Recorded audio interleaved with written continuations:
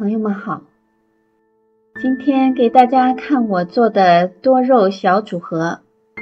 这一段时间呢，多伦多的气候很不错，雨很充足，阳光又很好，而且温度也非常合适，非常合适花草的生长，大约呢在摄氏24左右。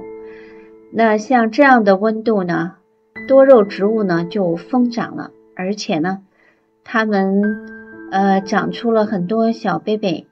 那我就准备在这个时期呢给我的多肉做一些修剪。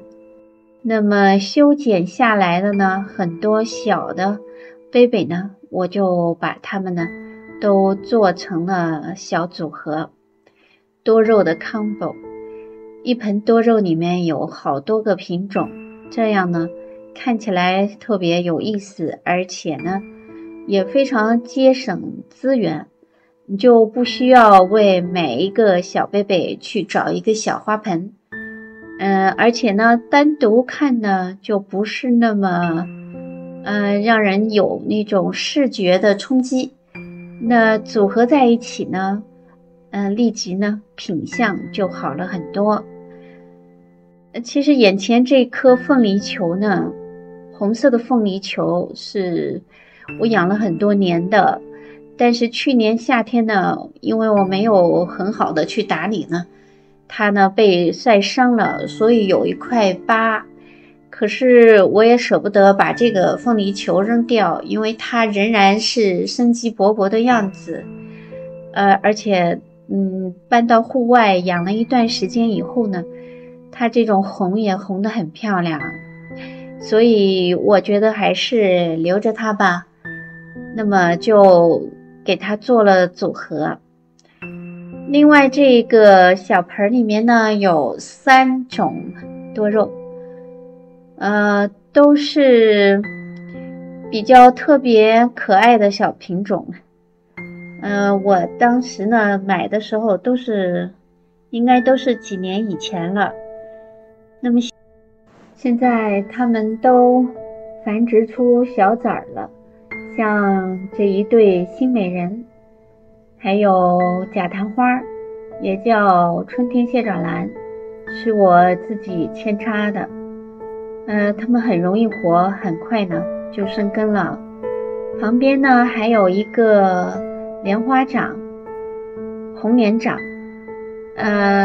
左边这里呢有一个观音指。这么一个小小的花盆里面呢，可以组合很多不同的品种，看起来非常养眼，而且呢非常有利于节约资源。有了这样的组合呢，你就不用为每一个小崽去找一个小的花盆，而且呢即使是给它找到了一个小的花盆，它们很快又要换大的花盆了。不如呢就给他们做这样的小的 combo。在这样的一个小的 combo 里面呢，他们会慢慢长大，长出来拥出来以后呢，看起来还更加可爱，会有一种生机勃勃的感觉。另外呢，像这样的组合呢，我在制作的时候呢也考虑到了它们的大小尺寸。我考虑它们呢将来都要放在窗台上，或者是放在电脑旁边。因为多肉呢需要很多的阳光，同时呢它们又能够帮助呢防止就是电脑辐射。它们有很好的这个防辐射的作用，所以呢到了冬天的时候呢，像这样的小小的组合可以呢一半时间放在窗台上，一半时间放在电脑边。但是冬天如果有3个月，可不能在窗台上放1个半月，然后再在电脑边放1个半月。这样的一半一半是不行的。我是呢要把它们呢就是说放在窗台上1个月左右，然后再放到电脑边半个月，然后再放到窗台上半个月，然后再放到电脑边半个月，可以呢交替变换。那以呢保证它们能够健康成长为标准。如果你把它放在电脑边没有阳光的地方的话呢，1个月以后你就会看到它们的生长就出现问题了。虽然呢很多多肉喜欢阳光也耐阴，但是耐阴不代表它们喜欢阴凉。如果一直都见不到阳光呢，它们真的长不好，会徒长，长得很难看。尽管呢一时也不会死掉，只要温度不是那么寒冷，它们不会死，可是不漂亮。因此呢，像这样的盆栽小组合呢，最好的办法呢，就是1多半的时间放在窗台上，1小半的时间放在电脑边，既可以享受到它的美好，又可以一直保持它生机勃勃的状态。那像这样的组合呢，在进入到10月以后呢，如果夜间的气温低于摄氏5度了，就可以开始拿到室内了。在拿到室内之前呢，可以给它施一点像促进它的枝叶繁茂的花肥。哪一种呢？最好选择市面上给多肉的专用花肥，用一些，不用太多。多肉呢不是特别喜肥，如果你不想它长太大，就在10月之前施1、2次花肥，让它健壮起来就可以。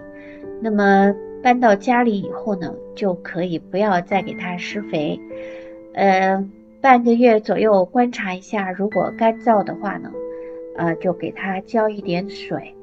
如果像有的多肉，比如说我的这一盆，它里面会有假檀花，也叫春天蟹爪兰，它会在明年的4、5月份开花。那么到冬季的时候呢，2、3月份可以适当的呢，在这个小组合里面呢，施一点点磷肥。那再给它适当的光照，那就有可能呢在春天的时候开花了。想象一下，像这样的一盆花，如果中间的春天蟹爪兰也叫假檀花，它结了花苞开始盛开了，那该是多么吸引人啊，而且真的是看一眼都难以忘怀的心动了，那种颜值会很好的。像我这个盆里面它都是小贝贝，所以经过一个冬天呢也不会长太大，所以呢感觉就会很不错的。好的，关于多肉的小组合呢，今天先说这些。欢迎大家订阅我的频道，欢迎大家转发点赞，我们下期再见。